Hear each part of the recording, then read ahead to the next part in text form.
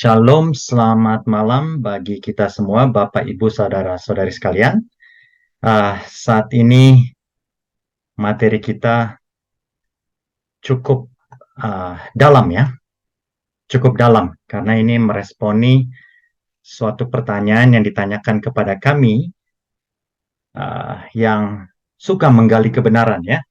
Ada di grup kami beberapa teman-teman saya, sahabat-sahabat saya yang sudah seperti saudara juga ya di grup kami dan di situ ada yang bertanya dan ada yang mengungkapkan bahwa Yesus berziarah ke Mekah ya, dan ada bukti-bukti yang disampaikan melalui ada Ustadz Kainama, ada juga seorang Yahudi yang dia katakan dia adalah Yahudi satu-satunya yang mengungkapkan suatu kebenaran tersebut, bahwasanya orang Israel dari dahulu sudah ziarah ke Mekah.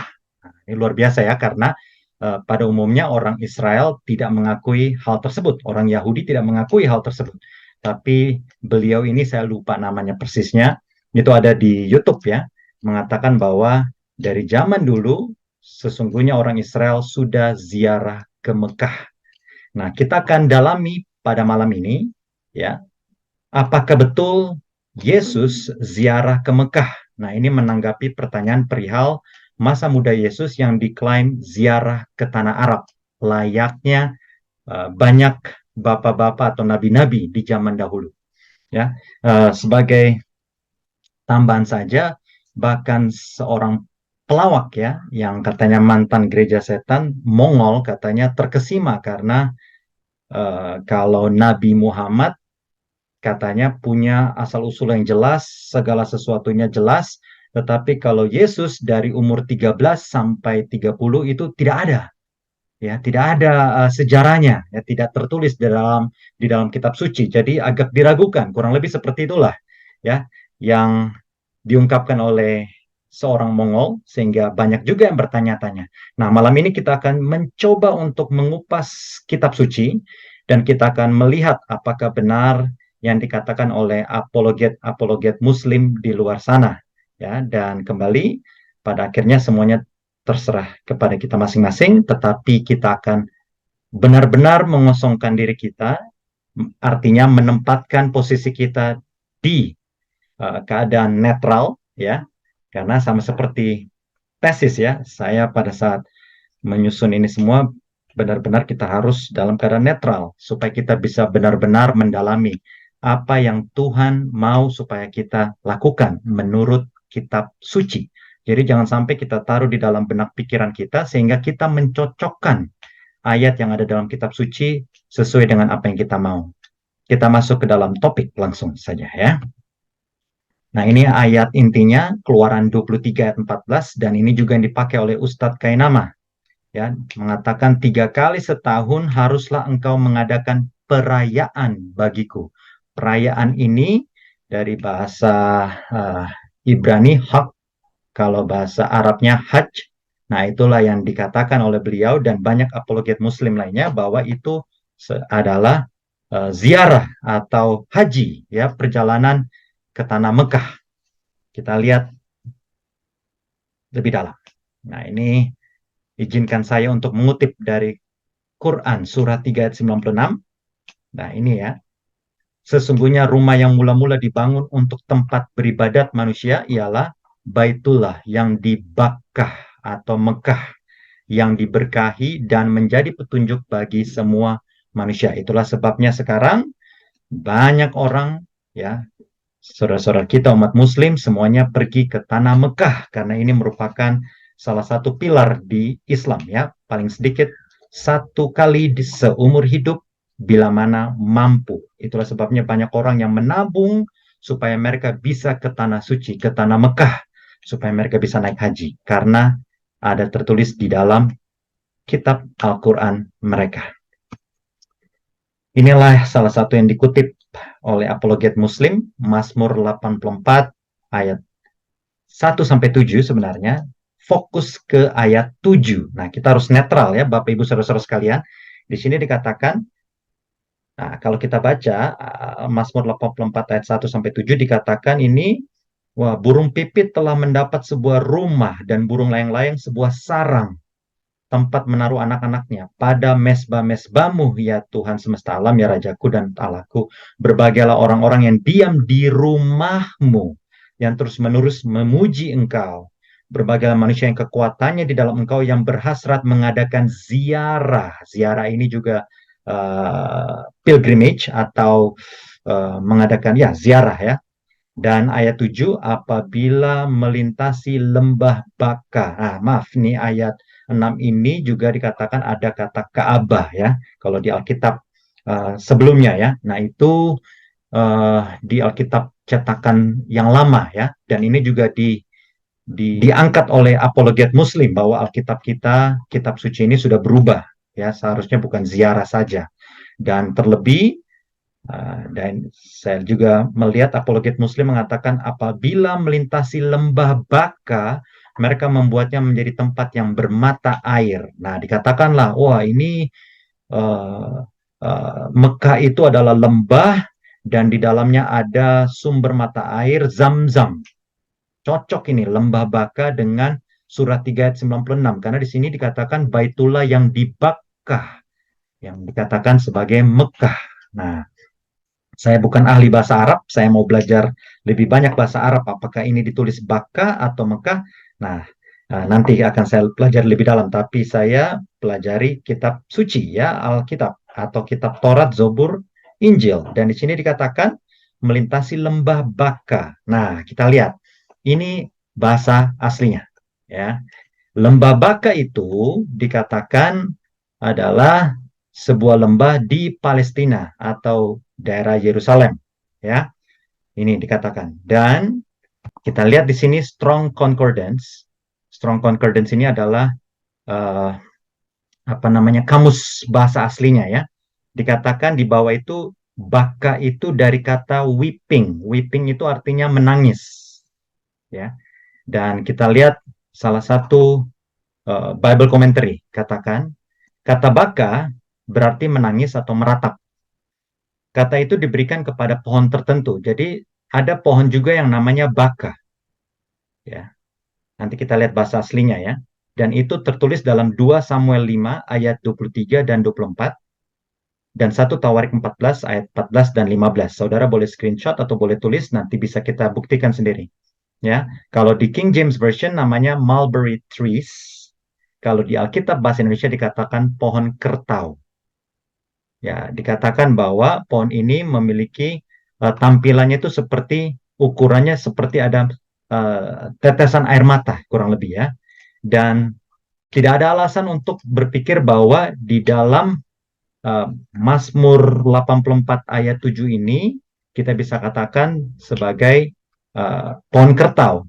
Tapi bisa dikatakan sebagai lembah ratapan karena baka itu sendiri artinya menangis.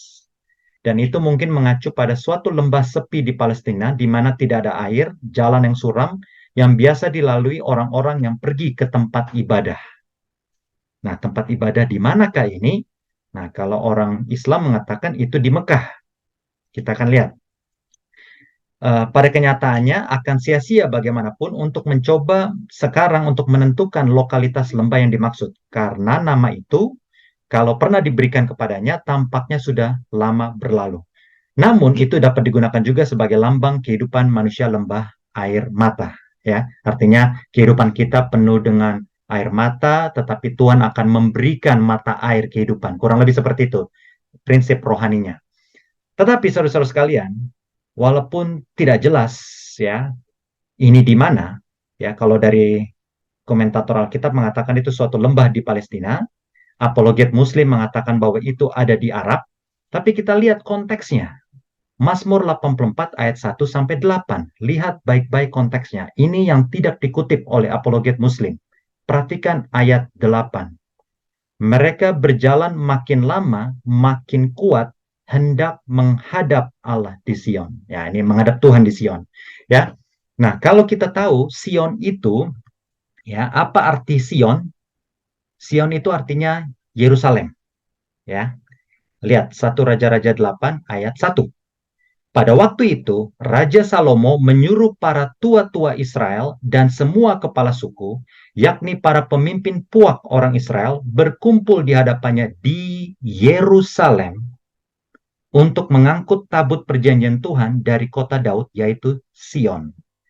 Kota Daud itu dikatakan sebagai Sion. Nah, kota Daud itu terkadang bisa merefer kepada Bethlehem, terkadang bisa kepada Yerusalem. Dan pada kesempatan ini, 1 Raja-Raja 8 ayat 1 merujuk kepada Yerusalem. Nah, kembali Bapak Ibu Saudara-saudara sekalian, kalau kita lihat Mazmur 84 ayat 1 sampai 8, bila mana orang-orang Israel mau menghadap Tuhan di Sion, di Yerusalem, yang kita tahu itu adalah Ka'bah tempat orang Israel, ya. Pada saat itu mereka punya Ka'bah adalah di Yerusalem. Lalu mereka harus melintasi lembah Baka, ya. Kalau seandainya lembah Baka di Arab atau di Mekah, berarti nanti orang Israel harus turun jauh kurang lebih 1.500 kilometer, baru kemudian mereka kembali ke Yerusalem. Apakah itu masuk akal? Nah, kita bisa jawab sendiri. Nanti kita akan lihat petanya supaya kita lihat mana yang benar kira-kira. Klaim daripada apologet Muslim atau dari komentator Alkitab, ya. Kita lihat. Jadi intinya saudara-saudara sekalian, Mazmur 84 ayat 1 sampai 8 dikatakan bahwa orang-orang yang mau berziarah, ya, di sini berziarah, mereka akan melintasi lembah Baka, ya. Dan ziarah di sini sudah jelas bukanlah ke Mekah, tapi di sini dikatakan ayat 8 yang tidak dikutip oleh apologet Muslim, menghadap Tuhan di Sion, artinya di kota Daud, artinya di Yerusalem, ya.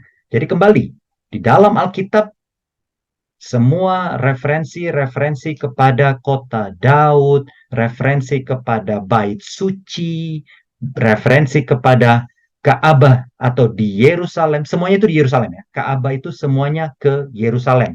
Buktinya apa? Pada saat Daniel di Babylon, Daniel pun berdoa menghadap Yerusalem, ya. Ya, jadi kiblat itu bukan diciptakan oleh orang Muslim, tetapi sudah ada sebelumnya, ya, dari zaman Israel. Kita lihat lebih lanjut, ya. Kejadian 21 ayat 14 sampai 21, ya, kita tahu cerita tentang saat Abraham mengusir Hagar, ya. Abraham mengusir Hagar, dikatakan ya, Hagar pergi dan mengembaralah dia di padang gurun Berseba, lalu kemudian wah, sudah mulai kehabisan air, akhirnya dia letakkan anaknya Ismail karena dia tidak tahan melihat anaknya mati. Lalu akhirnya dia pergi jauh-jauh. Lalu kemudian Tuhan bilang, jangan takut. Angkat anak itu, bimbing dia, sebab aku akan membuat dia menjadi bangsa yang besar. Apologet Muslim mengatakan bahwa ini adalah Islam, ya, dimulai dari tanah Arab, dan di sini dikatakan maka tinggallah ia di padang gurun Paran, ya. Tuhan menyertai anak itu sehingga ia bertambah besar, ia menetap di padang gurun dan menjadi seorang pemanah, maka tinggallah ia di padang gurun Paran. Kembali ada perbedaan. Menurut apologet Muslim, padang gurun Paran ada di Arab atau di Mekah, ya. Tapi kalau di dalam kitab suci ini adalah, ya, kita akan lihat, ya, di manakah menurut kitab suci. Nah, ini. Dan apologet Muslim juga mengatakan, mengutip Yesaya 35 ayat 6 sampai 8, dikatakan di situ ada sumber-sumber air walaupun gersang. Nah, ini dikatakan seperti di tanah Arab, di Mekah, ada air mata Zam-Zam, dan di situ disebutkan sebagai jalan kudus. Ya. Dan apologet Muslim kembali, ya.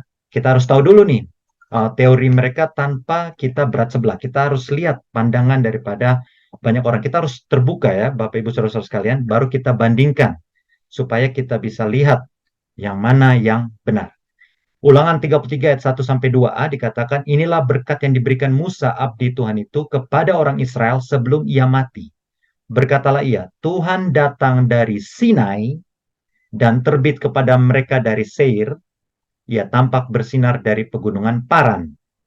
Apologet Muslim kembali mengutip ayat ini mengatakan bahwa Tuhan datang dari Sinai, keluar dari tanah Mesir, terbit kepada mereka dari Seir. Seir kurang lebih daerah Yerusalem, tempat Yesus tumbuh atau ada, ya, dan tampak bersinar dari pegunungan Paran. Nah, Paran ini kembali dikatakan oleh mereka adalah tanah Arab. Apakah betul? Kita akan lihat ya. Jadi semua ini berhubungan ya, Bapak Ibu saudara-saudara sekalian, harap perhatikan baik-baik. Jadi di sini dikatakan kembali Kejadian 21 dikatakan Ismail bertumbuh di padang gurun Paran. Apologet Muslim mengatakan ini di Arab ya. Dan ini juga Sinai, Seir, Paran. Mengungkapkan tiga nabi besar. Sinai itu Musa, Seir itu Nabi Isa menurut mereka yang adalah Yesus, ya, menurut mereka, dan pegunungan Paran itu melambangkan tempat munculnya Nabi Muhammad. Nah, ini interpretasi apologet Muslim, ya. Apologet ini artinya orang-orang yang memperjuangkan iman yang mereka anut. Nah, apologet Muslim seperti Zakir Naik, ya, itu salah satu apologet Muslim, Ustadz Kainama, apologet Muslim, ya, dan lain-lain, ya. Inilah ya, menurut mereka, Moses dari Sinai, Musa, Yesus, dan Nabi Muhammad, ya, Nabi mereka di Paran. Kenyataannya, Bapak Ibu Saudara sekalian, inilah peta yang Alkitabiah. Kita bisa lihat di depan kita ini, ya, bisa lihat semuanya. Inilah wilderness of Paran, padang gurun Paran, dan akan kita buktikan bahwa inilah yang sebenarnya, bukan di Arab. Ya, inilah sebenarnya. Kenapa ini sebenarnya? Perhatikan baik-baik. Pertama, ketika Sarah mengusir Hagar, meninggalkan Abraham, Hagar dan Ismail pergi dan tinggal di padang gurun Paran. Ya, tadi kita sudah baca, Kejadian 21 ayat 21. Maka tinggallah ia di padang gurun Paran dan ibunya mengambil seorang istri baginya dari tanah Mesir. Artinya Bapak Ibu, menantu dari Hagar atau istri dari Ismail adalah seorang Mesir. Kita bisa lihat di sini ya, ibunya mengambil seorang istri baginya dari tanah Mesir. Dan Hagar sendiri adalah seorang Mesir. Buktinya apa? Kejadian 16 ayat 1. Adapun Sarai, istri Abram itu tidak beranak. Ia mempunyai seorang hamba perempuan, orang Mesir, Hagar namanya. Lihat, perhatikan. Pada saat Hagar diusir, ya, Hagar pertama sampai ke Beersheba. Lihat ya ayatnya, kita bisa lihat bersama-sama. Ini. Kita lihat Kejadian 21 ayat 14. Pergilah Hagar dan mengembara di padang gurun Beersheba. Oke, ini dulu. Jadi Hagar pergi ke Beersheba.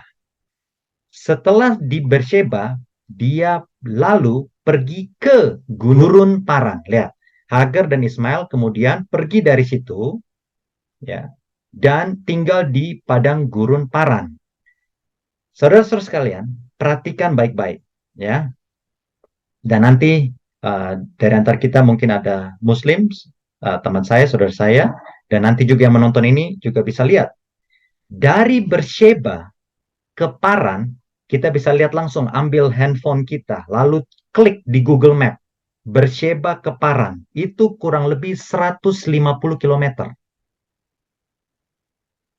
Tapi kalau Beersheba ke Mekah, itu kurang lebih 1.400 km. Silakan cek langsung dari Google Map. Ya, itu artinya Bapak Ibu saudara-saudara sekalian, mustahil, ya, kita bisa lihat dari sini, mereka dari Beersheba, mana ini Beersheba, di samping ini Laut Mati, Beersheba, lalu mereka turun dari atas ini, mereka turun 1.400 km ke tanah Mekah. Ya, dan ingat saat itu Hagar bersama Ismail, anaknya yang masih kecil. Dan belum lagi kenyataan bahwa Hagar adalah orang Mesir. Dan Ismail memiliki istri orang Mesir. Lebih masuk akal kalau Dari Bersheba, semoga Bapak Ibu Saudara-saudara sekalian bisa melihat di depan, dari Bersheba ini, dia turun ke arah Mesir, lalu disinilah sebelum sampai ke tanah Mesir, mereka sampai ke gurun Paran. Ya, jadi kembali Bapak Ibu Saudara-saudara sekalian, mereka berangkat dari kediaman Abraham, Hagar dengan Ismail anaknya itu, yang masih kecil, mereka sampai ke gurun Paran, ya, sebelum sampai ke Mesir. Dan logikanya, Hagar adalah seorang Mesir, bila mana ia diusir oleh Abraham, tentunya dia akan pergi kembali ke negerinya atau ke sanak saudaranya. Dan kalau dia pergi ke Mekah, saudara-saudara sekalian, berarti itu sudah menyalahi kitab suci, karena kitab suci katakan Sarah itu adalah orang Mesir. Dan kalau dia pergi ke tanah Mekah kembali 1.400 kilometer, Bapak Ibu Saudara-saudara sekalian. Itu lebih jauh dari ujung Pulau Jawa ke ujung Pulau Jawa lainnya. Lebih jauh, ya. Dan ayat 14 dikatakan, ya. Nah ini ya, keesokan harinya pagi-pagi Abram mengambil roti serta sekirbat air, ya, sekirbat air, Bapak Ibu Saudara-saudara sekalian, sedikit, dan memberikannya kepada Hagar. Ia meletakkan itu beserta anaknya di atas bahu Hagar, kemudian disuruhnyalah perempuan itu pergi. Maka pergilah Hagar dan mengembara di padang gurun Bersheba. Jadi kembali ke Bersheba, lalu kemudian ke gurun Paran. Pertanyaannya, apakah gurun Paran itu benar di Mekah atau gurun Paran itu di sini, ya, sebelum tanah Mesir? Ya, logikanya lebih masuk ke sebelum tanah Mesir karena Hagar bersama anak kecil dan Hagar orang Mesir dan Hagar juga mengambil istri buat Ismail dari orang Mesir. Jadi kembali pernyataan apologet Muslim itu keliru. Ya, berikut. Nah, ini juga nih kembali tentang Paran ya. Sesudah keluar dari Mesir, orang Israel tiba di padang gurun Paran setelah menempuh perjalanan 3 hari dari Gunung Sinai. Nah, ayatnya di mana? Bilangan 10 ayat 33 ayatnya. Lalu berangkatlah mereka dari gunung Tuhan. Nah, ini gunung Sinai ya. Kalau Bapak Ibu perhatikan di dalam konteks di dalam Alkitab itu, dari gunung Sinai, dan berjalan 3 hari perjalanan jauhnya, sedang tabut perjanjian Tuhan berangkat di depan mereka, dan berjalan 3 hari perjalanan jauhnya untuk mencari tempat perhentian bagi mereka. Nah, kalau kita bicara gurun Paran ini, 3 hari dari dari Gunung Sinai, Bapak Ibu Saudara sekalian, bayangkan Gunung Sinai itu di sekitar sini, lalu tanah Arab itu jauh di bawah selatan, ya.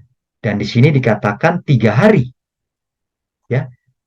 Dari Gunung Sinai sampai ke Gurun Paran dikatakan 3 hari, ya. Semoga nanti pada saat ditaruh di YouTube bisa dikatakan kepada Ustadz Kainama, bagaimana mungkin Gurun Paran dari Gunung Sinai berjalan hanya 3 hari. Kalau Gurun Paran itu di tanah Mekah. Tapi kalau di sini, itu masuk akal. Kalau ke Arab, kurang lebih 1.400 kilometer. Tidak masuk akal. Sedangkan ini 3 hari perjalanannya bersama tabut. Bayangkan, berjalan dengan tabut. Kalau dari Mesir ke tanah Arab, luar biasa jauhnya, tapi di sini dikatakan 3 hari. Dan ini tidak naik pesawat, tidak naik mobil. Ini berjalan, ya, karena membawa tabut. Tidak masuk akal kalau gurun Paran itu ada di tanah Mekah.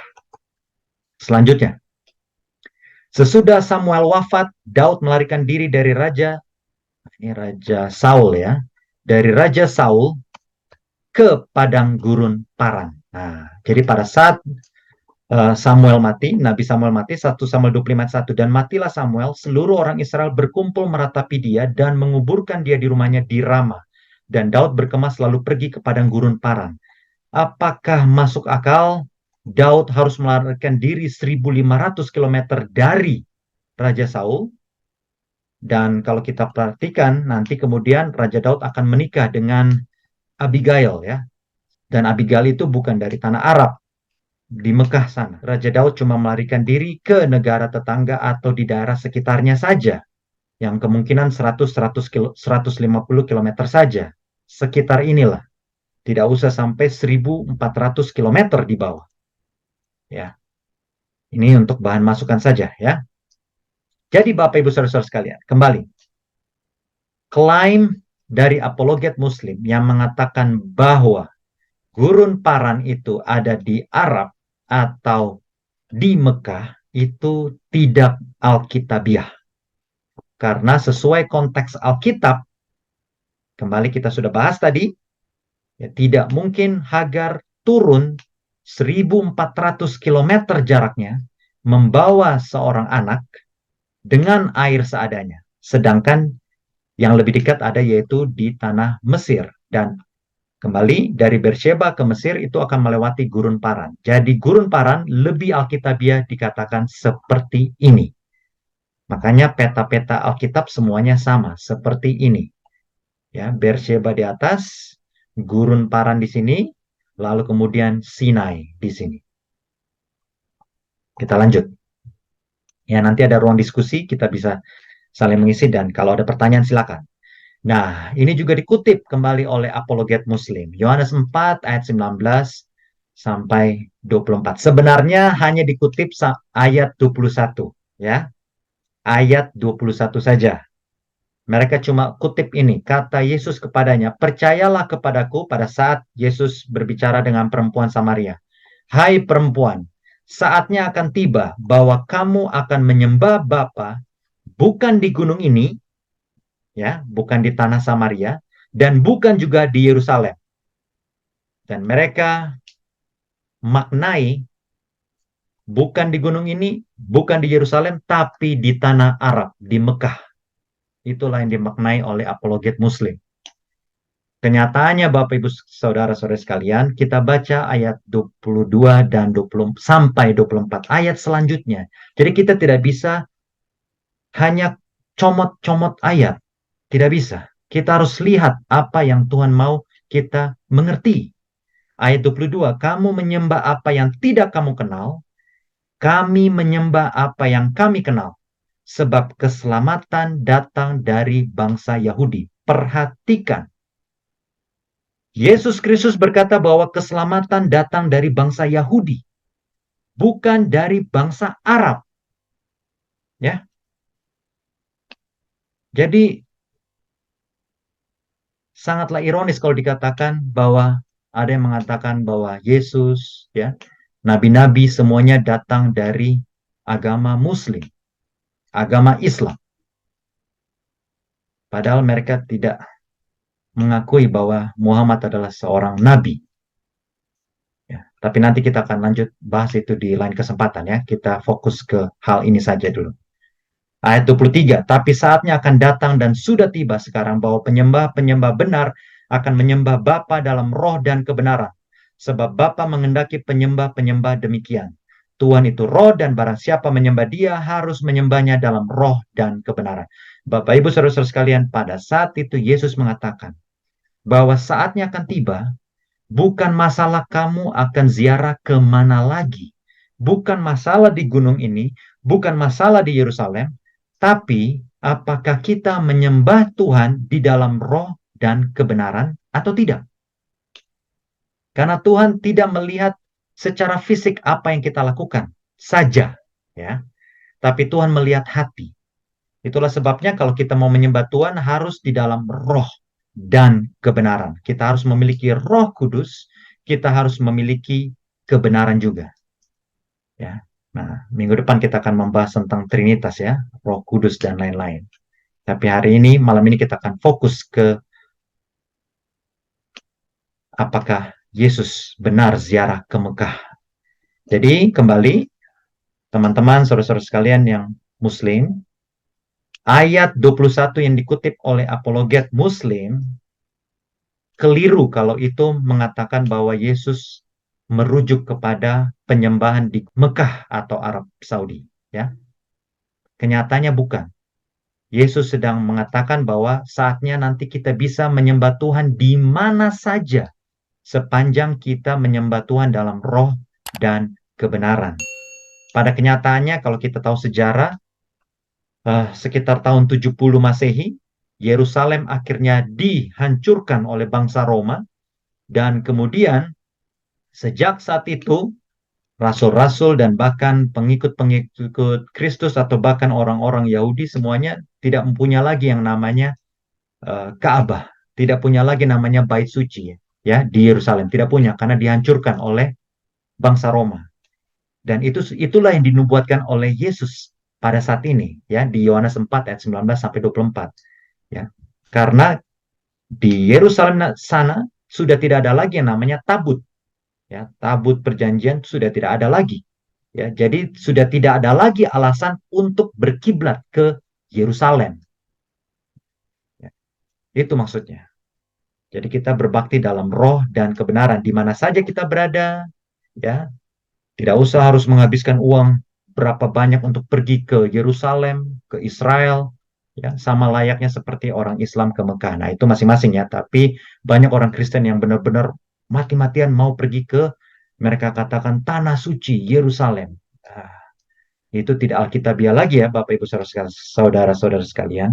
Karena Tuhan Yesus katakan bahwa bukan lagi di gunung ini, bukan lagi di Yerusalem.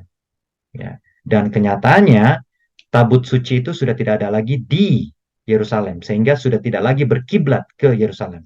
Dan sesungguhnya yang membuat Yerusalem itu suci yaitu bait sucinya, karena ada tabut Tuhan. Tapi kalau tabut Tuhan sudah tidak ada di situ, sudah tidak ada lagi alasan untuk kiblat ke Yerusalem. Keluaran 5 ayat 1. Nah, kemudian Musa dan Harun pergi menghadap Firaun lalu berkata kepadanya, beginilah firman Tuhan Allah Israel, biarkanlah umatku pergi untuk mengadakan perayaan bagiku di padang gurun. Nah, inilah yang dibahas oleh apologet Muslim juga. Dia mengatakan bahwa perayaan di sini adalah haji, ya, naik haji, pergi ke tanah Mekah.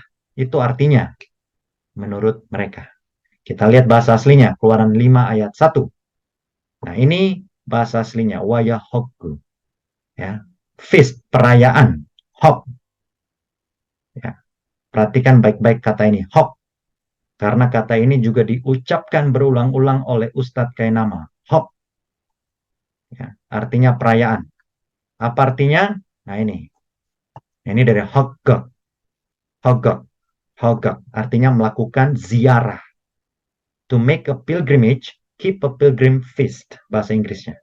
Artinya untuk berziarah atau mengadakan pesta ziarah. Ziarah itu sendiri hok, ya. Kalau mengadakan ziarah, hogak, to make a pilgrimage, berziarah. Yang diangkat oleh Ustadz Kainama adalah di sini, Brown Driver Briggs, ya. Brown Driver Briggs, Bible Commentary. Karena di sini dikatakan, Bapak Ibu saudara-saudari bisa lihat ya di depan layar, to make pilgrimage, keep a pilgrim feast, Arabic, betake oneself to or towards an object of reverence, make a pilgrimage to Mecca. Nah, ini Bible commentary ya, Brown Driver Briggs ya, Bible commentary. Inilah yang diangkat oleh Ustadz Kainama beserta apologet Muslim yang lain, bahwasanya di sini Keluaran 5 ayat 1 ini sebenarnya Musa sedang minta izin kepada Firaun karena kami mau ke Mekah. Kami mau ziarah ke Mekah. Karena mengutip dari ini, Brown River Briggs, Bible Commentary. Apakah betul seperti itu? Ini kenyataannya. Hok itu dari bahasa Ibrani. Bahasa Arabnya Hajj. Ya. Artinya, nah ini saya mau terjemahkan ya. Ini nih, verb yang ini nih. Ya, mungkin ada dari antara kita yang tidak mengerti bahasa Inggris, terjemahnya adalah ini. Hok itu artinya berziarah, mengadakan pesta ziarah, dan di situ ada dalam kurung, Kalau di bahasa Arab, artinya membawa diri ke atau menuju objek pemujaan atau berziarah ke Mekah. Nah, masalahnya Bapak Ibu saudara-saudara sekalian, para apologet Muslim ini mengatakan kepada banyak orang bahwa inilah arti sebenarnya. Padahal sudah jelas-jelas di sini dikatakan bahwa menurut bahasa Arab, kata tersebut artinya seperti ini. Haji itu artinya ziarah ke Mekah. Itu kalau menurut bahasa Arab. Tapi kalau menurut bahasa Ibrani, Ibrani tidak mengenal yang namanya ziarah ke tanah Mekah. Nah, ini kita harus garis bawahi.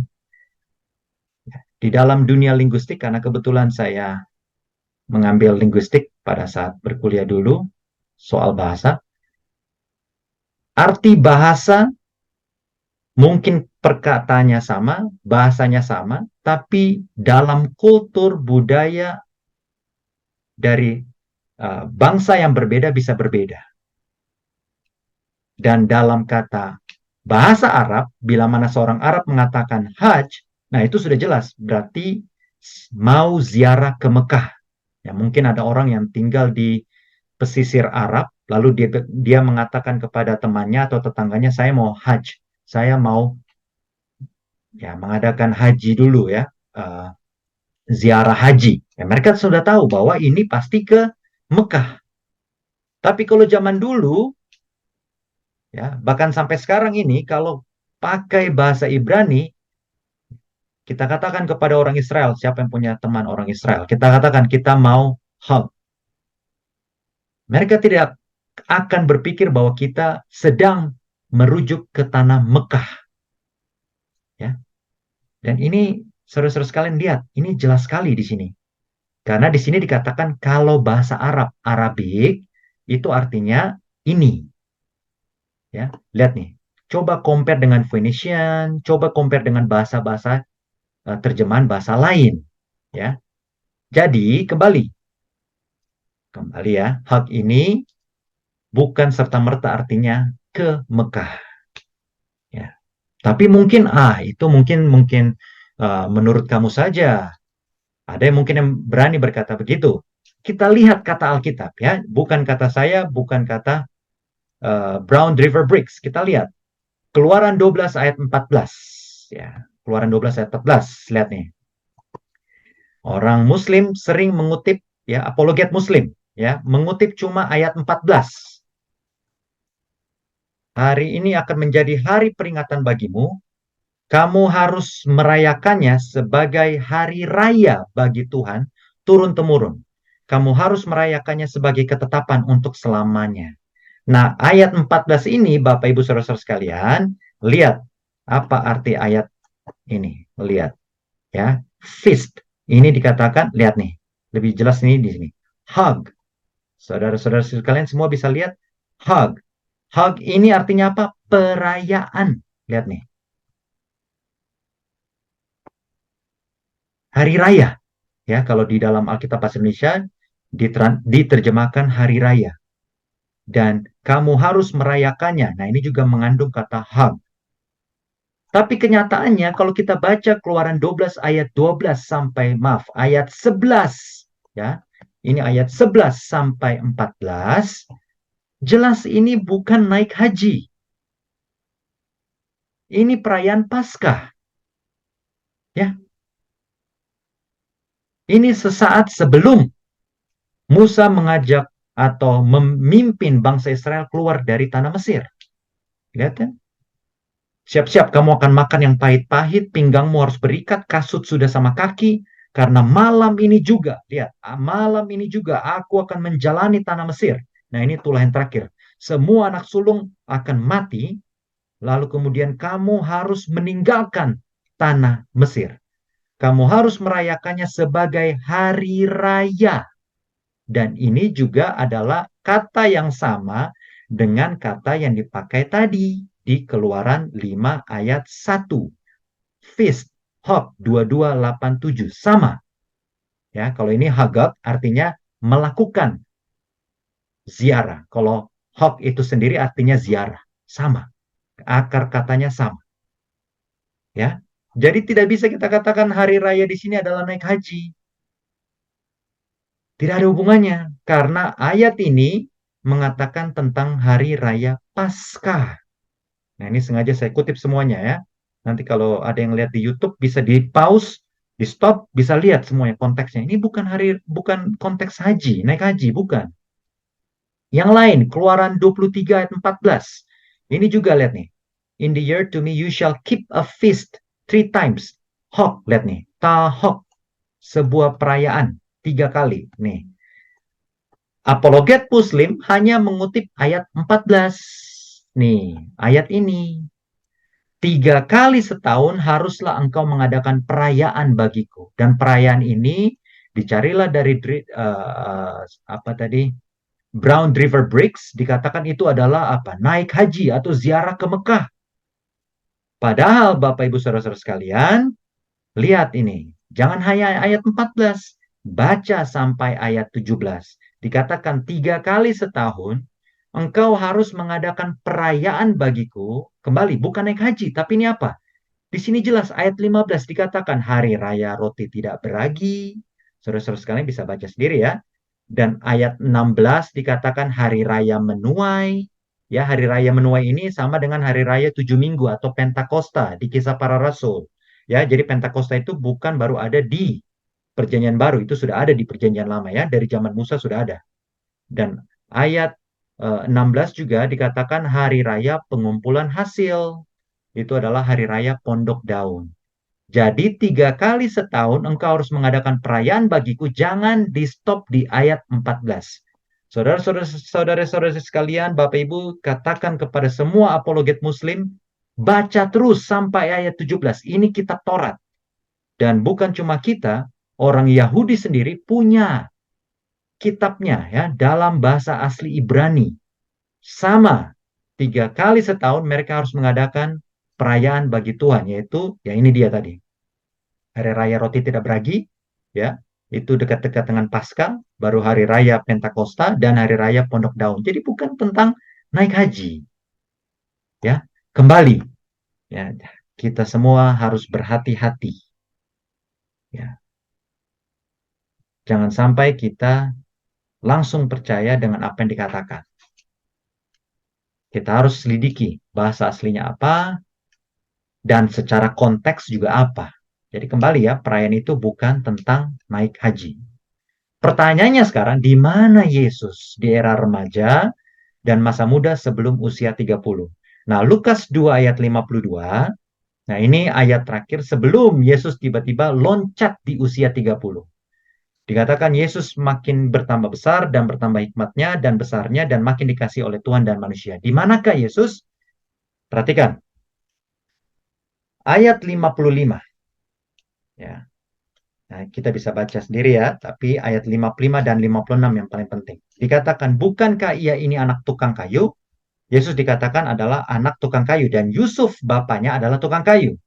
Bukankah ibunya bernama Maria dan saudara-saudaranya Yakobus, Yusuf, Simon, dan Yudas? Dan bukankah saudara-saudaranya perempuan semuanya ada bersama kita? Jadi dari mana diperolehnya semuanya itu? Ini berbicara tentang hikmat dan kuasa mujizat daripada Yesus Kristus. Mereka bingung. Intinya adalah Yesus itu adalah anak tukang kayu, ya. Dan bukan hanya anak tukang kayu, Bapak Ibu Saudara-saudara sekalian. Markus 6 ayat 3 dan 4. Yesus ini juga adalah tukang kayu. Ayat 3. Bukankah ia ini tukang kayu? Sama tadi ya, anak Maria, saudara Yakobus, Yoses, Yudas, dan Simon. Dan mereka kecewa menolak dia karena mereka tahu Yesus ini adalah anak tukang kayu dan Yesus sendiri adalah tukang kayu juga. Ya, lebih lanjut. Berarti kita tahu ya, satu poin yang kita bisa dapat bahwa Yesus pada saat dia masa mudanya dia bekerja. Ya, bukan cuma sekedar seperti ahli Taurat ya atau cuma belajar filsafat dan lain-lain, bukan, tapi dia bekerja. Lebih lanjut, Lukas 2 ayat 51. Di manakah Yesus? Nah, sesaat sebelum ayat 52, Ia pulang pada saat Yesus ditemukan, pada saat dia masih kecil, ya. Yesus hilang, ibu bapaknya cari dia, didapatilah Yesus di dalam bait suci. Lalu kemudian Yesus katakan bahwa aku harus ada di rumah Bapakku. Lalu kemudian Yesus dikatakan pulang bersama-sama dengan orang tuanya ke Nazaret. Dan ia tetap hidup dalam asuhan mereka. Berarti Yesus selama masa remajanya ada di Nazaret. Matius 2 ayat 19 sampai 23. Nah, ini sesaat pada saat Yesus dilahirkan, lihat baik-baik Bapak Ibu Saudara sekalian ayat 23 ya. Fokus ke Matius 2 ayat 23. Yesus bisa saja diajak keluarganya pergi ke tempat lain. Tetapi Yusuf bapaknya pergi ke Galilea. Ya, sesat setelah mereka pulang dari Mesir, ya. Dan pada saat mereka sampai ke Israel atau Palestina, ya, saat itu uh, raja yang mau bunuh Yesus pada saat bayi sudah tidak ada. Lalu kemudian pada saat Yusuf kembali ke tanah Israel, Yusuf kemudian ke daerah Galilea. Dan ayat 23 dikatakan, di sana dia tinggal, di Galilea, di sebuah kota yang bernama Nazaret, dan hal itu supaya genaplah firman yang disampaikan oleh nabi-nabi bahwa ia akan disebut orang apa? Orang Nazaret. Jadi Yesus itu dikatakan sebagai orang Nazaret. Lukas 4 ayat 16, ia datang ke Nazaret, tempat ia dibesarkan. Dan menurut kebiasaannya pada hari Sabat ia masuk ke rumah ibadat. Jadi kebiasaan Tuhan kita Yesus Kristus pada saat hari Sabat di Nazaret, tempat ia dibesarkan, dia selalu pergi ke gereja, ke rumah ibadat, sinagog. Ya, jadi kembali, Yesus tidak dikatakan ke tanah Arab. Yesus dikatakan ke Nazaret. Dan di sini dikatakan supaya genaplah firman yang disampaikan oleh nabi-nabi bahwa ia akan disebut orang Nazaret. Dan bahkan setan sendiri mengakui, ya, pada waktu itu Markus 1 ayat 24, di dalam rumah ibadat ada seorang yang kerasukan roh jahat dan ia berteriak ayat 24, apa urusanmu dengan kami, hai Yesus orang Nazaret? Engkau datang hendak membinasakan kami, aku tahu siapa engkau, yang kudus dari Bapa, dari Tuhan. Ya, Nazaret. Ya. Jadi Yesus dikatakan anak Daud, Yesus dikatakan anak manusia, anak Tuhan, dan juga salah satu julukannya apa? Yesus orang Nazaret. Dan Yohanes 19 ayat 26 dan 27, kalau kita lihat Bapak Ibu Saudara-saudara sekalian, sesaat sebelum Yesus mati, Yesus berfirman, berkata kepada muridnya Yohanes, inilah ibumu. Lalu kemudian Yesus berkata kepada ibunya Maria, inilah anakmu, artinya Yohanes. Jadi Yesus menitipkan ibunya Maria ke Yohanes. Apa yang kita bisa ambil kesimpulannya? Dan Markus 3, 20 dan 21, keluarganya menolak dia pada saat sebelum Yesus mati. Ya. Keluarganya, adik-adiknya mengatakan bahwa dia ini sudah tidak waras lagi. Artinya, pada saat Yesus masa mudanya, ya, bila mana di keluarganya dikelilingi oleh saudara-saudarinya yang tidak percaya kepada dia, dan Yesus care, peduli kepada ibunya, maka selama itu Yesus Kristus menjaga ibunya juga. Itu poinnya. Ya, dia menjaga ibunya juga. Itulah sebabnya sesaat sebelum kematiannya, bahkan Yesus Kristus tetap mengingat ibunya, dititipkannya lah kepada Yohanes, muridnya yang kekasih. Kesimpulannya, Bapak Ibu Saudara sekalian. Pertama, ziarah bagi orang Israel atau Yahudi sangatlah berbeda dalam tujuan, dalam sejarah, dalam hal tempat, dan lain-lain dengan ziarah orang Islam. Ya, ya, kalau orang Islam menganggap bahwa ziarah mereka ke Mekah, ya silakan saja. Tapi jangan samakan dengan ziarah orang Israel atau orang Yahudi. Karena dalam kitab suci, dalam Taurat, dalam Zobur, dan dalam Injil, ya, dalam kitab suci, ya, tidak mendukung ziarah ke Mekah di tanah Arab. Itu adalah hal yang asing. Jadi yang dilakukan oleh apologet Muslim hanyalah mencoba mencocokkan ideologi mereka dengan kitab suci. Kesimpulan yang kedua, Yesus menghabiskan sebagian besar dari 18 tahun itu, yaitu antara usia 12 dan 30 tahun, itu di Nazaret. Sebagian besar dihabiskan di Nazaret. Karena Yesus dikatakan sebagai orang Nazaret. Ya. Dan disitulah dia belajar, dia bekerja, dan dia berlatih layaknya seorang manusia. Dan pertanyaan apakah Yesus pernah melakukan perjalanan ke negara asing atau tidak, tidak diungkapkan di Alkitab. Tidak diungkapkan di dalam kitab suci. Hanya saja yang perlu kita taruh juga di dalam bahan pertimbangan kita bahwa Yesus Kristus pada saat di dunia ini adalah seorang miskin. Ya, dari lahirnya saja dia sudah diberikan persembahan oleh orang tuanya seekor burung, ya, bukan seekor domba. Jadi dia termasuk orang miskin pada saat di dunia ini. Bukan saya yang katakan, tapi memang kita suci mengungkapkan demikian. Bahkan Yesus Kristus juga mengatakan bahwa semua punya sarang, tapi anak manusia tidak memiliki tempat. Dan sesungguhnya, ya, Yesus Kristus hanyalah melancong ke dunia ini karena dia berasal dari surga dan dia katakan dalam Yohanes 14 ayat 1 sampai 3, aku kembali kepada Bapa. Dan di kesempatan yang lain, Tuhan Yesus juga katakan bahwa tidak ada yang mengetahui Bapa lebih daripada dia yang sudah dari Bapa, yaitu dirinya sendiri. Jadi, apakah Yesus pernah melakukan perjalanan ke negara asing atau tidak? Tidak diungkapkan. Ya, kalau kita mau pakai logika, dia seorang yang miskin secara manusia, ya, dalam kemanusiaannya dia adalah miskin. Dan yang kedua, dia juga harus jaga ibunya dan dikelilingi oleh saudara-saudarinya yang menolak dia. Jadi kemungkinan itu sangat kecil. Tapi apapun itu tidak diungkapkan. Sehingga spekulasi tentang Yesus keliling dunia, karena ada juga bahasa yang mengungkapkan bahwa Yesus pergi ke tanah Tibet. Yesus belajar tentang hal agama Buddha, belajar tentang agama Hindu, dan lain-lain. Semua mengklaim bahwa Yesus belajar dari agamanya masing-masing atau ziarah ke tempat sucinya masing-masing. Tapi Bapak Ibu Saudara-saudara sekalian, kita belajar dari kitab suci, tidak ada di dalam kitab suci hal-hal tersebut, tetapi satu hal yang sudah diungkapkan oleh Yesus Kristus, yaitu keselamatan datang dari orang Yahudi. Jadi sudah pasti Yesus tidak mungkin akan mencari kebenaran itu dari orang lain.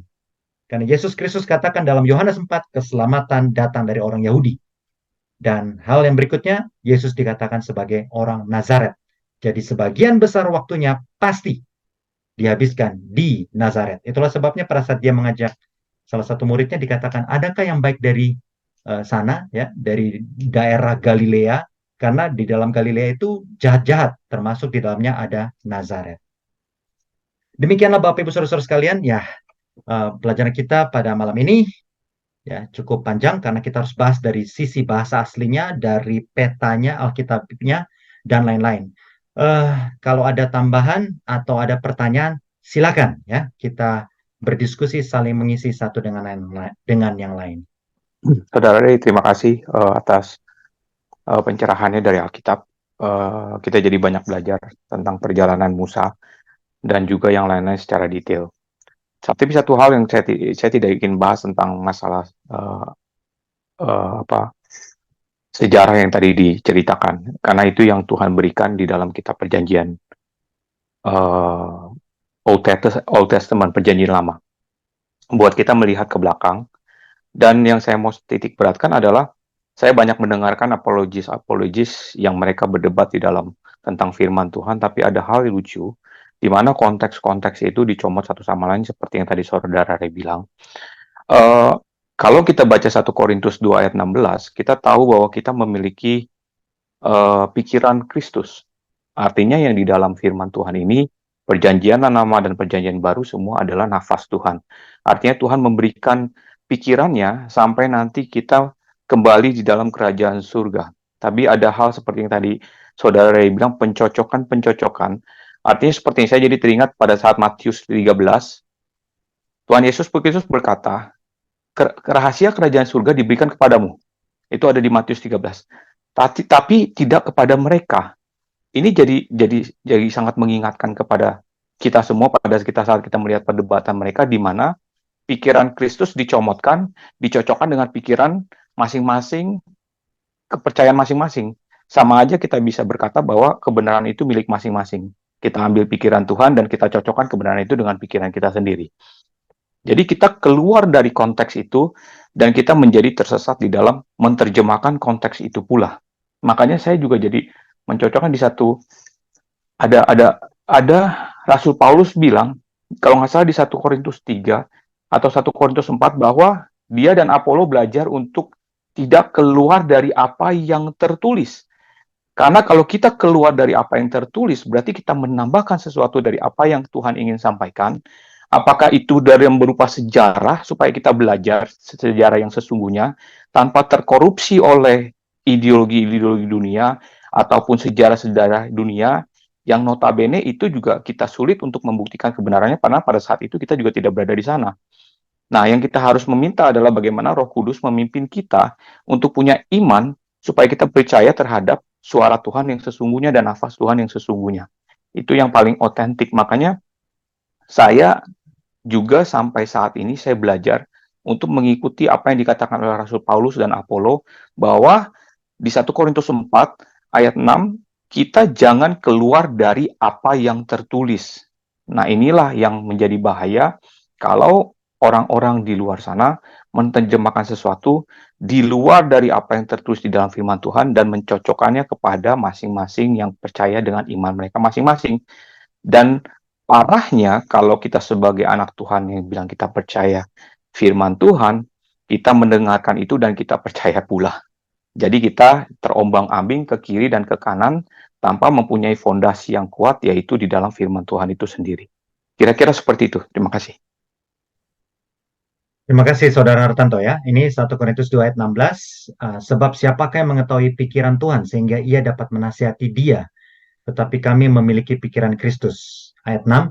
Saudara-saudara, kata-kata ini aku kenakan pada diriku sendiri dan pada Apolos karena kamu, supaya dari teladan kami, kamu belajar apakah artinya ungkapan, jangan melampaui apa yang ada tertulis, supaya jangan ada di antara kamu yang menyombongkan diri dengan jalan mengutamakan yang satu daripada yang lain. Nah, itu di dalam 1 Korintus 4 ya. 1 Korintus 4 ayat 6. Pelajaran yang sangat menarik ya, Brother Hartanto. Jadi, ya itu dia. Jangan sampai kita menambahkan atau mengurangi apa yang tertulis di dalam Taurat Tuhan. Karena ada juga tertulis bahwa kita tidak boleh melakukan hal tersebut atau malapetaka akan sampai kepada kita dan kita akan terkutuk. Jadi ya sangat ironis ya. Dan tadi sudah disampaikan ya contoh yang paling gampang bagaimana padang gurun Paran mau dicocokkan supaya menjadi Mekah. Apologet Muslim lupa bahwa ada ayat-ayat dalam Alkitab, contohnya bangsa Israel keluar dari tanah Mesir, mereka berjalan 3 hari ya sampai ke Gurun Paran. Bagaimana mungkin bisa sampai ke Mekah dalam 3 hari sambil membawa tabut? Nah, saya pikir Brother Tanto itu dilakukan dengan motif, ya saya tidak mau menjudge, menghakimi, tapi saya pikir itu dengan motif supaya membuktikan bahwa Mekah itu adalah tempat yang sangat penting bagi seluruh umat manusia. Nah, inilah yang dikatakan mencocokkan ideologi kita dengan kitab suci, ya. Jadi kitab suci itu dicocokkan, sorry, kepada ideologi kita. Nah, tidak boleh ya. Makanya saya katakan, kalau orang Islam berpikir bahwa ziarah itu ke Mekah, ya silakan. Itu terserah masing-masing ya. Ziarah ke Mekah silakan. Ada juga yang ziarah ke Aztec, ada juga di sini ziarah ke Laut Selatan ya kalau di Indonesia ya, atau ziarah ke makam wali silakan. terserah masing-masing. Tapi di dalam Alkitab tidak dikatakan seperti itu. Yang dikatakan ziarah di dalam Alkitab, kitab suci, perayaan itu kita sudah buktikan tadi secara konteks, secara bahasa, bahwa itu tidak ada hubungannya dengan tanah Mekah. Tidak ada hubungannya. Eh, saya pikir ya itu ya. Ada lagi mungkin dari Bapak Ibu, saudara-saudara Ya sekalian? memang kita kembali ke Bible ya. Jadi kalau kita mau bicara masalah iman, ya kita memaklumin banyak orang-orang di luar sana mempunyai keyakinan masing-masing. Kenapa saya bicara seperti ini? Karena saya pernah juga bergaul, berteman dengan teman-teman yang agamanya Hindu. Ya, dalam hal ini seperti yang tadi Rin katakan, ya itu terserah mereka. Mereka percaya dengan reinkarnasi, percaya dengan nanti kalau berbuat baik akan lahir kembali menjadi kastanya lebih tinggi. Nah, itu silakan saja. Tapi kita sebagai anak-anak Tuhan tentunya tidak perlu terpengaruh oleh kepercayaan-kepercayaan yang di luar sana. Nah, kembali kepada tema yang kita bicarakan untuk masalah keimanan kita, kita mengacu kepada apa yang Tuhan Yesus katakan. Ini bisa kita baca di dalam 1 Yohanes 4, Yohanes 4 ayat 21 sampai 24. Boleh tolong bacakan? Silakan. Oke, Yohanes 4 ayat 21 sampai 24. Kata Yesus kepadanya, "Percayalah kepadaku, hai perempuan, saatnya akan tiba bahwa kamu akan menyembah Bapa bukan di gunung ini dan bukan juga di Yerusalem. Kamu menyembah apa yang tidak kamu kenal. Kami menyembah apa yang kami kenal, sebab keselamatan datang dari bangsa Yahudi. Tetapi saatnya akan datang dan sudah tiba sekarang, bahwa penyembah-penyembah benar akan menyembah Bapa dalam roh dan kebenaran. Sebab Bapa menghendaki penyembah-penyembah demikian. Allah itu roh, dan barang siapa menyembah dia harus menyembahnya dalam roh dan kebenaran." Ya, ya terima kasih. Nah, ini dalam hal ini jelas bahwa Yesus tidak menyebutkan satu tempat khusus di mana kita akan menyembah Tuhan. Artinya, ya kita kembali ke Alkitab. Kita kembali kepada apa yang Tuhan katakan. Karena Yesus itu adalah Tuhan sendiri yang langsung berbicara. Mungkin kepercayaan-kepercayaan lain masih memakai semacam apa namanya sekarang ini tafsir begini, menurut ini tafsirnya begini, menurut kitab ini tafsirnya tempat penyembahan di sana, di mana, di mana. Tetapi kita sebagai anak-anak Tuhan, sebagai anak-anak Kristus, ya kita langsung sudah dikasih tahu oleh Tuhan sendiri. Karena Yesus itu adalah firman yang hidup. Jadi ya buat kami terserah mereka mau bicara apa saja, kami tidak terpengaruh. Karena kami ini begitu diistimewakan oleh Tuhan. Tuhan sendiri berbicara langsung. Jadi kita tidak, kami-kami ini tidak perlu mencari tafsiran ayat ini bagaimana, kitab itu bagaimana. Tetapi inilah kelebihan dari anak-anak Tuhan. Artinya kelebihan dari pengikut-pengikut Kristus bahwa firman sendiri langsung turun ke dunia, langsung bicara, dan Tuhan sendiri yang bicara kepada kita-kita begitu jelasnya. Nah, inilah yang saya akan share bahwa kita nggak usah terlalu terpengaruh kepada keyakinan-keyakinan di luar sana.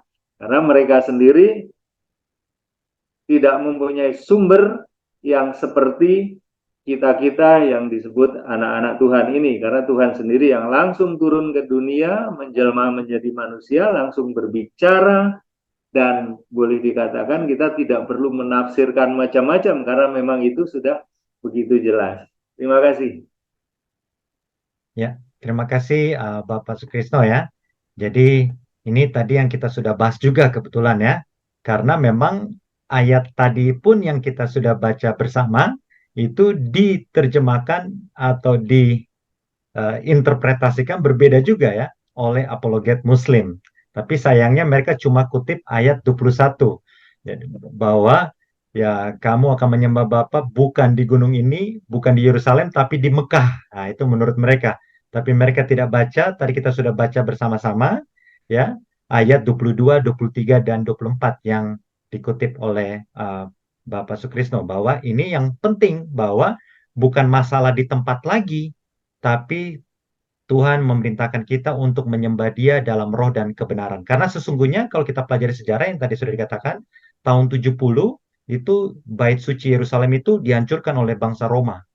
Jadi sudah tidak ada lagi dasar untuk berkiblat ke Yerusalem bagi orang Israel sendiri. Sebenarnya ya, tapi mereka tidak percaya akan perkataan daripada Kristus, tapi kita tentunya kita percaya ya apa yang dikatakan oleh Tuhan Yesus di sini ya. Terima kasih. Ada tambahan lagi? Ya, Terima kasih, sudah cukup jelas sudah yang cukup. kita jangan Eh, terambingkan oleh kepercayaan-kepercayaan lain di luar Tuhan kita, di luar Yesus, karena Yesus adalah Tuhan sendiri yang berbicara langsung kepada manusia. Gitu. Amin, amin. Terima kasih Bapak Sukrisno. Ya, tadi Saudara Hartanto ya. ya Silakan. mungkin sedikit tambahan Saudara Ray. Bahwa di Efesus 2 ayat 19 sampai 22, karena kita sudah menerima Tuhan sebagai Tuhan dan Juru Selamat kita, otomatis di ayat 19 dibilang consequently, kita bukan lagi sebagai orang asing atau alien, tapi kita merupakan warga negara dari surgawi.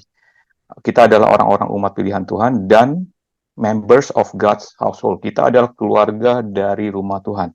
Sehingga Tuhan yang membangun kita. Nah ini, tadi kan kita menyembah Tuhan dalam roh dan kebenaran. Ini titik yang sangat penting sih menurut saya. Dulu saya juga bingung maksudnya menyembah Tuhan dalam roh dan kebenaran itu seperti apa. Tapi ini dijelaskan sangat jelas sekali bahwa Tuhan membangun kita built on the foundation of the apostle and prophet. Jadi Tuhan membangun kita di dalam fondasi nabi-nabi dan fondasi dari para rasul. Artinya itulah bangunan-bangunan rohani yang Tuhan sedang bangun di dalam firman-Nya. Kita tidak perlu mencari jawaban dari di luar firman Tuhan, karena firman Tuhan itu akan dibangun di dalam diri kita dengan fondasinya adalah rasul dan para nabi, yaitu di dalam Kristus Yesus sendiri sebagai batu chief cornerstone, berarti batu utamanya. Di dalam Dia, seluruh bangunan itu digabungkan bersama-sama. In Him, the whole body is joined together dan dibangun and rises to become a holy temple in the Lord. Berarti Tuhan sedang membangun kita menjadi bait Allah-Nya. Dan yang paling menarik di ayat 22, dan di dalam Dia, kita, you are being built together to become a dwelling in which God live by His Spirit. Setelah kita dibangun di dalam firman Tuhan, Tuhan akan tinggal di dalam diri kita. Inilah yang menarik. Kalau kita menyembah Tuhan, berarti kita tidak perlu tempat, karena bait Allah sendiri itu dibangun di dalam diri kita melalui menyembah dengan roh dan kebenaran. Firman Tuhan itu adalah kebenaran, is the truth. Jadi firman Tuhan itu tidak perlu dicampur dengan apapun. Kalau dicampur dengan sesuatu di luar dari situ, itu akan menjadi terkontaminasi, corrupted. Makanya Tuhan bilang nggak perlu ditambahkan atau dikurangi. Kira-kira seperti itu, Brother. Amin, amin. Terima kasih, Brother Hartanto ya. Jadi menguatkan kita bahwa sekarang ini bukan masalah tempat lagi ya. Dan sesungguhnya bukan masalah Israel saja. Memang tadi Yesus Kristus katakan bahwa keselamatan datang dari orang Yahudi. Tapi di ayat berikutnya tadi sudah dibacakan bahwa sekarang tinggal masalah apakah kita menyembah Tuhan dalam roh dan kebenaran atau tidak. Dan tadi sudah dikutip oleh Saudara Hartanto, Efesus 2 ya, ayat 19 sampai 22. Bahkan kita sendiri ini akan menjadi bait suci Tuhan sendiri. Ya, dan ada ayatnya juga ya, bahwa dikatakan tubuh kita adalah Ka'bah Tuhan. Jadi jangan sampai kita kotori dan lain-lainnya. Jadi Memang ya itu sangat penting sekali ya, berbakti di dalam roh dan kebenaran. Kita harus memiliki roh dan kebenaran. Dua hal ini yang tidak boleh dipisahkan. Jangan sampai kita memiliki kebenaran tapi tidak ada roh, jadinya seperti ahli Taurat orang Yahudi. Tapi jangan juga kita mengaku memiliki roh tetapi tidak ada kebenaran. Nah, itu tidak bisa juga, ya. Harus ada roh dan kebenaran sehingga Tuhan bisa tinggal di dalam kita dan kita menjadi bait suci sendiri untuk kemuliaan Tuhan. Terima kasih Saudara Hartanto ya. Ada yang lain mungkin? Ini Saudari Merlian ya. Oh Open iya, mic. Silakan. oke. Terima kasih Pak untuk kesempatannya. Nah, paling kalau dari saya eh, untuk tema firman Tuhan hari ini eh, tentang Yesus pergi ke Mekah. Sebenarnya dari temanya memang kelihatannya sangat menarik. Tapi kalau misalnya kita kembali kepada Alkitab, itu benar-benar apa yang di dalamnya itu memang sudah tidak sesuai ya Pak ya. Karena ketika kita melihat kehidupan Yesus, pada waktu itu Yesus itu selalu pergi ke Bait Allah, pergi ke Yerusalem. Di sana tuh dia selalu pergi untuk mengajari orang-orang Yahudi, mengajari orang-orang yang rindu, bahkan mereka yang mau mendengarkan dia seperti itu. Sebenarnya ini kalau kita lihat tema ini berangkat dari beberapa pengajaran-pengajaran yang memang mereka tidak percaya, bahkan ketika Yesus pun mati, mereka tidak percaya bahwa Yesus bangkit. Mereka percaya bahwa Yesus telah diambil seperti itu. Maksudnya kuburannya itu sudah dibongkar atau diambil oleh orang-orang tertentu seperti itu. Jadi sebenarnya kalau kita lihat dari pernyataan-pernyataan seperti ini, kadang-kadang memang kita kayak melihat ada hal-hal yang bertentang dengan Alkitab. Tapi sebenarnya itu juga perlu untuk menguji setiap iman kita, karena iman itu akan teruji ketika kita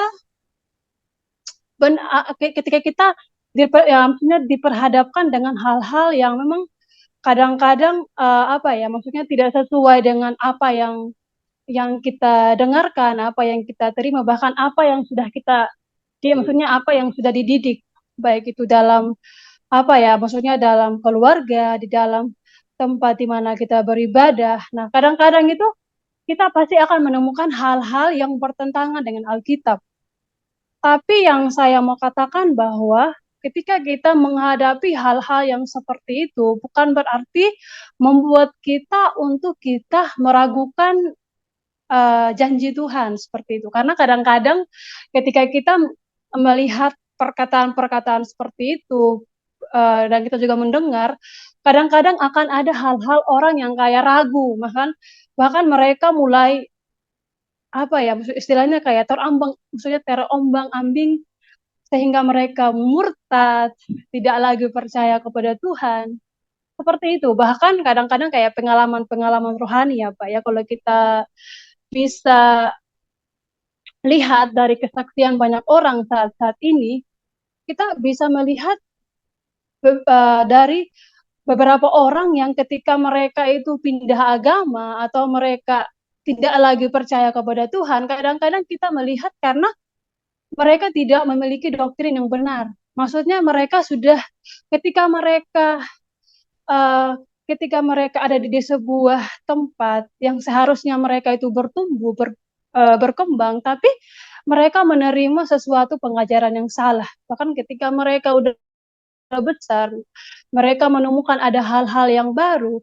Nah, itu membuat mereka akhirnya berpindah. Nah, kadang-kadang kayak kalimat seperti ini sebenarnya itu menurut saya sudah salah besar, karena kalau kita melihat Alkitab sudah ada duluan, maksudnya Yesus sudah lahir ketika uh, agama atau apa ya, kepercayaan Islam itu muncul. Yesus lahir 2000 tahun yang lalu. Jadi itu sangat jauh sekali perkembangan. Maksudnya dari perkembangan teologisnya aja, pencatatan firman Tuhan itu sudah sangat berbeda seperti itu. Makanya kadang-kadang sangat sedih juga ketika mendengar ada beberapa orang, bahkan kadang-kadang dengan pengajaran mereka yang mereka pertahankan, dan membuat mereka itu benar. Kadang-kadang emang agak sedikit sedih, tapi di lain sisi juga ya kita tidak bisa berbuat apa-apa selain kita apa ya maksudnya ya udah memang itu udah bagian dari dia seperti itu. Paling seperti itu sih Pak dari saya. Mungkin kalau misalnya ada yang sedikit melenceng atau sedikit apa tadi ya kayak tergagap, maaf. Amin, mengerti, mengerti. Mungkin apa ya maksudnya sudah lama maksudnya ini kan baru baru masuk di dalam sebuah diskusi emang udah Ya. lama maksudnya kayak ngobrol bahkan kita kayak mengeluarkan pendapat dan juga kayak apalagi kan kita berdebat ya Pak jujur aja kalau masalah berdebat saya aduh kayaknya Jangan karena kita berdebat. menurutku berdebat itu kan kayak apa ya maksudnya kita mempertahankan pendapat Ya, kita menyampaikan apa yang benar tapi menurutku tidak semuanya itu harus harus dengan perdebatan menurutku ya Pak ya. Kadang-kadang itu kita juga perlu dengan tindakan atau dengan kehidupan kita sehari-hari, tidak perlu dengan perdebatan. Nah, mungkin kalau ada kata-kata saya yang mungkin sedikit melenceng atau sedikit tidak ya, sesuai, mohon Ti- dimaafkan. Terima ya, kasih, Pak. ya. Terima kasih, Saudari Merlian. Ya, jadi poinnya sudah jelas bahwa eh, iman itu timbul dari pendengaran. Pendengaran akan firman Tuhan. Kenapa banyak orang yang melenceng? Karena hanya mengikuti arus. Tidak bisa seperti itu. Ya, makanya di dalam kitab suci dikatakan carilah Tuhan dan kebenarannya, maka semuanya itu akan ditambahkan kepadamu. Dikatakan cari, bukan hanya sekedar baca Alkitab, tapi kita harus menyelidiki firman Tuhan. Karena kalau kita tidak selidiki, kita akan gampang terbawa arus. Belum lagi perumpamaan Tuhan Yesus tentang bibit ya, yang jatuh ke tanah, tanah yang berbatu-batu dan lain-lain ya. Kalau bibit itu tidak jatuh di tanah yang gembur, artinya kalau kita tidak mendalami firman Tuhan, cuma baca Alkitab seperti ya pada saat kita ada waktu saja untuk Tuhan, nah itu tidak bisa. Ya, karena firman Tuhan itu adalah makanan rohani, jadi kita harus isi kita punya rohani kita setiap hari sehingga pada saat kita melihat doktrin yang asing ya, maka kita akan sangat sensitif. Roh Kudus akan memampukan kita untuk membedakan mana yang baik, mana yang jahat, dan lalu kita akan refer ke Alkitab. Makanya Bapak Ibu Saudara-saudara sekalian, jangan sampai ada dari antara kita yang fanatik agama, karena agama itu tidak menyelamatkan. Ya, kita harus fanatik sama firman Tuhan. Ya, karena Tuhan Yesus datang bukan melihat agama, tapi melihat kepercayaan kita, iman kita, dan apakah kita berbuah atau tidak. Tadi sudah dikatakan oleh Saudari Merlin ya, bahwa percuma juga kita mengetahui doktrin segitu lengkapnya, tapi perbuatan kita melecehkan Tuhan. Sehingga bisa dikatakan dalam Alkitab bahwa oleh karena kita, maka nama Tuhan menjadi busuk di tengah bangsa-bangsa. Itu pentingnya ya. Saya lihat sini, Saudara Hartanto ada open mic ya? Silakan, Saudara Hartanto. Mungkin sedikit ya, Brother Ray, sebelum kita selesai. Ini menjadi bahan satu pertimbangan kenapa Tuhan mempersiapkan kita dengan firman Tuhan. Kita melihat di 2 Korintus 10, di ayat 4 sampai ayat 6, itu sangat jelas sekali bahwa pada saat di Matius 40 kita melihat Tuhan melawan iblis kan. Dan Tuhan menggunakan firman Tuhan. Artinya segala sesuatu yang bertentangan dengan firman Tuhan itu menjadi satu bukan perdebatan, mungkin tadi Saudara Mena bilang itu suatu perdebatan, tapi supaya kita bersaksi akan kebenaran. Menurut saya seperti itu. Makanya di 2 Korintus 10 ayat 4 dibilang Tuhan memberikan kita senjata untuk bertarung. The weapon we fight are not the weapon of the world. Tapi senjata yang kita perangi, yang kita pakai buat berperang itu adalah bukan senjata dunia. Seperti orang dunia yang berpikir bahwa dengan pedang, dengan panah, dengan rudal, dengan ini segala macam. Tetapi on the contrary, they have divine power to demolish stronghold. Maksudnya apa? Untuk menghancurkan castle-castle ini. Ternyata di dalam diri kita itu kita sudah membangun satu castle kematian, yaitu doktrin kematian yang diri kita sendiri sebelum kita mengenal Tuhan itu sudah dihancurkan oleh ideologi kita sendiri, kegelapan kita sendiri.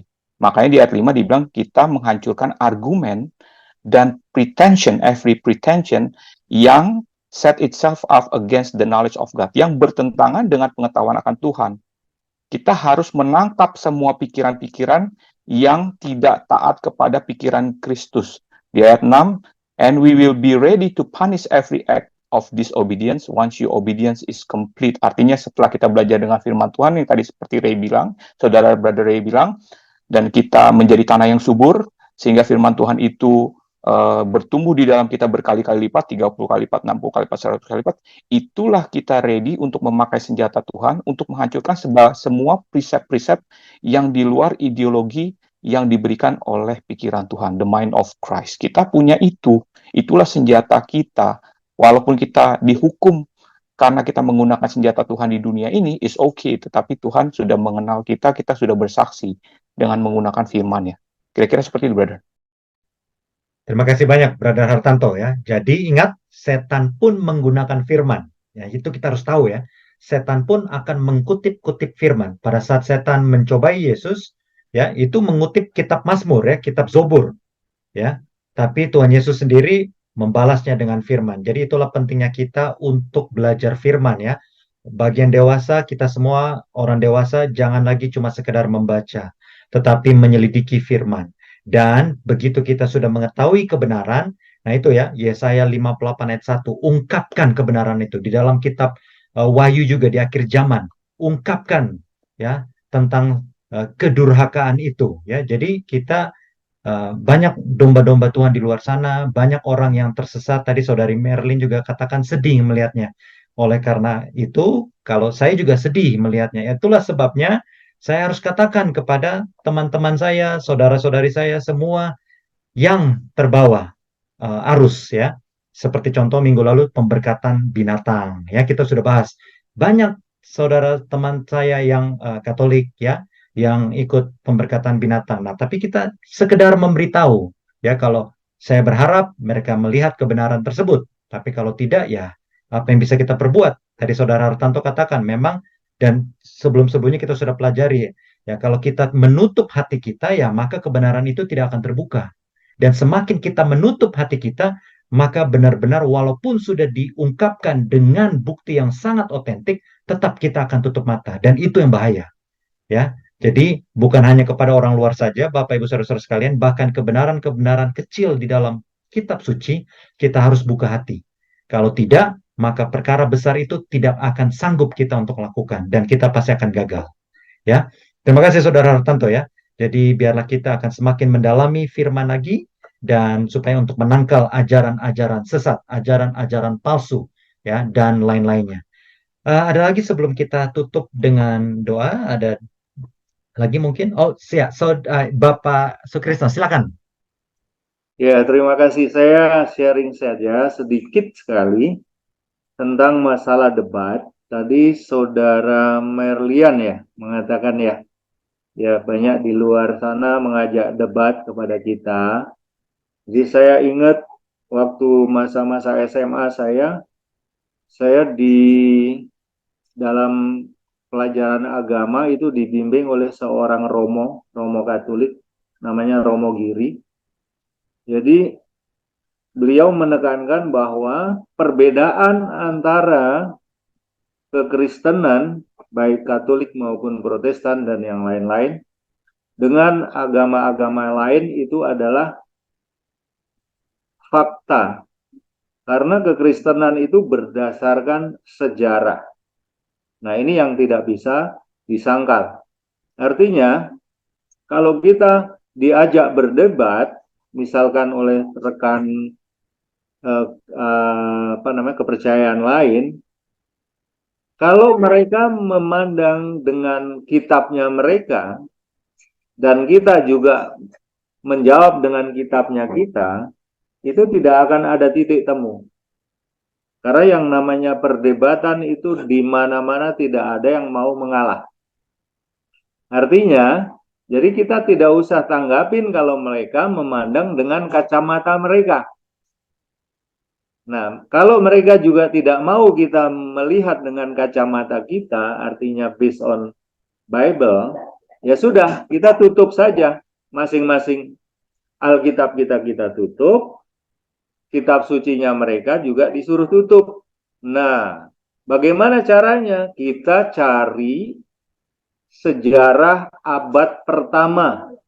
Nah, mau nggak mereka pakai buku sejarah abad pertama yang ditulis oleh ahli-ahli sejarah saat itu. Tentunya dari sejarah abad pertama itu semuanya terbukti. Contohnya, Yesus disalib atau tidak. Kita nggak usah bicara tentang Alkitab, tidak usah bicara tentang kepercayaan mereka, tetapi ada buku yang mengatakan, saya lupa pengarangnya, bahwa di abad pertama juga ada orang yang menulis tentang sejarah Yesus, walaupun tidak dimasukkan dalam Alkitab. Artinya, kalau kita hanya berdebat menggunakan Alkitab, terus dia menyangkal dengan kitabnya dia, tidak akan ada titik temu. Nah, ini hanya sharing saja, bahwa bedanya kekristenan sama agama lain adalah kekristenan based on history. Dan sejarah itu tidak ada yang ditutup-tutupin, tidak ada yang dikarang-karang, tidak ada yang salah ketik dan segala macam, karena itu berdasarkan saksi-saksi.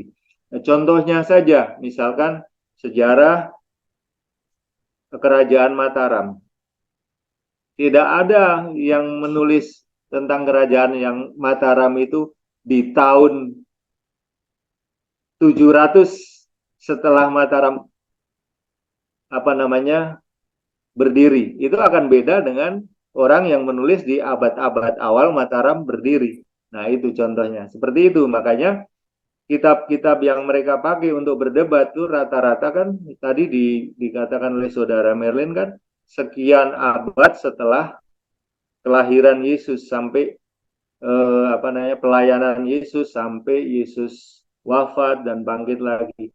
Nah, kenapa kita memakai artinya tulisan-tulisan yang sekian abad ditulis? Nah, kalau mereka nggak mau percaya Alkitab, ya sudah, tutup saja. Kitab kita tutup, kitab dia tutup, kita cari bukti sejarah di abad pertama. Apakah benar Yesus pergi ke Mekah? Contohnya seperti itu. Kalau mereka nggak mau debat, ya sudah, kita nggak usah ajak debat. Terima kasih. Terima kasih banyak Bapak Sukrisno, luar biasa. Itu mengingatkan saya bahwa itu namanya, seingat saya, Yosepus, Pak. Yosepus itu sejarawan Yahudi, dia bukan orang Kristen, yang mengatakan bahwa ada kriteria tertentu yang dikatakan yaitu mengungkapkan tentang Yesus Kristus, ya, dan dia adalah seorang Yahudi, sejarawan Yahudi. Jadi sejarahnya itu ada semua, ya.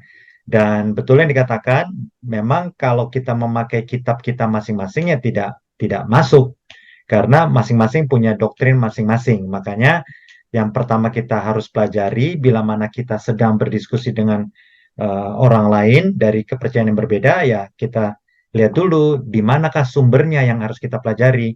Percayakah dengan kitab suci? Tapi kalau dari pihak sebelah, contoh dari banyak kalangan Muslim yang mengatakan bahwa Alkitab itu sudah dirubah, ya susah. Kita mau kutip Alkitab pun akan dijawab, itu sudah dirubah. Walaupun jelas-jelas itu ada dalam kitab suci. Ya, nanti mungkin akan jadi bahan pembelajaran kita tentang apakah Alkitab ini asli atau palsu. Nah, itu kita akan bahas lagi, ya. Karena ada masukan dari Saudari Merlian, dari Bapak Sukrisno, apakah Yesus Kristus itu benar mati? Nah, nanti kita akan masuk juga, ya, karena ada banyak apologet Muslim, ya, yang mengatakan bahwa tidak mati. Kita akan bahas di lain kesempatan. Uh, Masih ada. Jadi poinnya kembali sebagai kesimpulan, Bapak Ibu Saudara-saudara sekalian, tadi sudah dikatakan oleh Saudari Merlian bahwa di dalam kitab suci tidak membahas ziarah tentang ke Mekah. Kita sudah bedah dari bahasa aslinya, tidak ada ziarah ke Mekah, ya, dari konteksnya tidak ada. Dan Yesus dikatakan Yesus orang Nazaret. Ya, salah satu title daripada Yesus adalah Yesus orang Nazaret, ya. Jadi Yesus menghabiskan banyak kehidupannya itu di Nazaret. Dan dikatakan juga Yesus itu adalah tukang kayu, bukan cuma anak tukang kayu, tapi Yesus sendiri adalah tukang kayu. Jadi Yesus sebagai manusia, dia bekerja juga menghidupi keluarganya, terutama ibunya, karena kita tahu pada akhirnya ibunya dititipkan kepada Yohanes, ya, Yohanes salah satu muridnya. Dan yang paling menarik, nah ini juga banyak dikatakan oleh apologet Muslim, ya, bahwasanya Alkitab itu tidak ada saksi mata langsung ya, tapi kenyataannya tidak ya. Salah satu saksi mata langsung adalah Yohanes ya, yang melihat kematian Yesus. Nah, itu tentang kematian Yesus. Tapi kembali, Yesus dikatakan orang Nazaret, menghabiskan waktunya pasti banyak di Nazaret. Dia adalah seorang tukang kayu dalam kemanusiaannya, dan tidak ada cerita tentang Mekah. Kalau ada apologet Muslim yang mengatakan bahwa dia pergi ke Mekah, nah itu sekedar mencocokkan saja ya, dari Brown River Briggs ya, leksikon ya, tapi kenyataannya tadi kita sudah bahas secara linguistik tidak ada hubungan dengan Mekah.